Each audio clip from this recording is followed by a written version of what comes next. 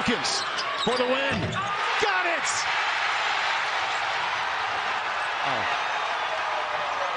Time expires. Welcome to Mind Academy Sports. We help athletes learn the connection between their mind and performance.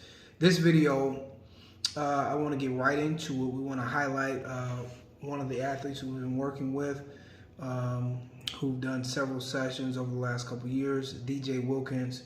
He is at Drake University. He overcame some odds this year because he tore his ACL last year. So he's been on the comeback. He's been trying to overcome obstacles there. And it was amazing to see yesterday. They were down 1 point versus Indiana State. I believe it was 4 seconds left. The play was not designed for him. The ball came to him, kind of like the Robert Horry situation when Robert Horry hit a buzzer beater. And he knocked the shot down for them to eventually win the game. One thing that's important is that when he was shooting the shot and the ball was coming, he was so in the moment where he wasn't nervous. He had poise, right? From his legs all the way to his follow through. He had poise and the shot went in. We gotta understand as athletes, you know, when we're training in the summer, even as little kids, right? Or even at the beginning of the season when we're working hard, we're in the weight room. Come on, as coaches, when we're studying film, when we're doing whatever we can to do the little things right, we are actually preparing for moments like this. Moments that can define our legacy. Moments that will help our team eventually win what? Championships, go to the next round. All right, so this is what we're training for.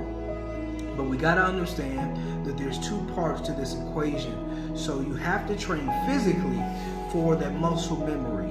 Physically, come on. You know, whatever your sport is, how you get ready to train physically. Because let's take basketball for instance. If I go in and I don't train physically, and I don't put in no shots, then I'm not gonna have any control out there, right? this just doesn't make any sense. You understand that you have to train for a certain level. So it's the same thing mentally. When I train mentally, I train my mind to actually overcome the environment and be greater than the environment. Because if you don't train your mind, you essentially will have no control. So one game you'll be confident, one game you'll be in flow state, the other game you will not be confident at all. One game you'll score 29 points, can't miss from the field, and the other game you'll just play average, and it'll be like, man, what is going on? We're so close. And it's because people do not train for that moment. So I just want to just highlight, you know, that game-winning shot. It was powerful, and how important the mind is. And you know, maybe in later videos, I'll explain what happens when you don't train and the devastation that can come. So you can have triumph, and then you can have devastation. And this thing can mark you for forever. You know what I'm saying? So we've got the greatness of Russell Westbrook, right? We've seen how great that he can be, but also we know throughout the years, you know, how he has not actually shown up in fourth quarters early in his career. We understand the mental blocks that he's had the last 2 years, right? We've got the Brett Maher situation from Dallas Cowboys, where he just missing field goals. Now, him missing these field goals over and over, I actually haven't seen the footage yet. I may break it down, but I just seen it through social media. Now, this is going to affect his contracts going forward. This is going to affect his confidence going forward. This is going to affect his family. Like, I don't know if he has sons or whatever, but now everybody's talking about the situation. You've had that tight end from Jackson State. Deion Sanders is leaving, the legacy of Jackson State. Obviously, you can make the catch 9 out of 10 times. And because you did not train your mind, guess what? You dropped the pass. Now you're crying devastation, you know, for hours and hours on end, right? And I can keep going.